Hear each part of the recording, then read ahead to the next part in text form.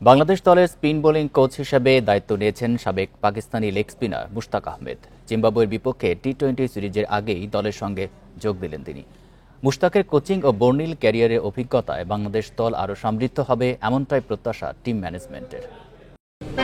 Unlimited life চলুক গ্রামীণফোনের monthly প্ল্যানে, এক প্ল্যানে 1 মাস।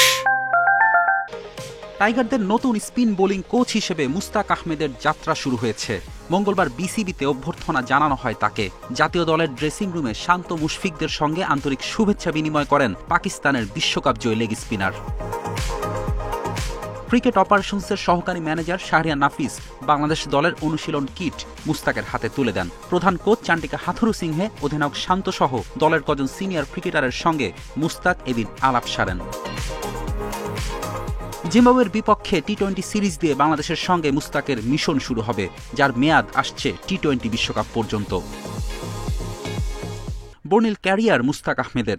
খেলোয়াড়ি জীবনে ছিলেন দুর্দান্ত লেগ স্পিনার। পাকিস্তানের হয়ে 52 টেস্টে 185 উইকেট এবং 144 ওয়ানডেতে 161 উইকেট শিকার করেন। 92-এর বিশ্বকাপ জয়ে গুরুত্বপূর্ণ অবদান রাখেন তিনি।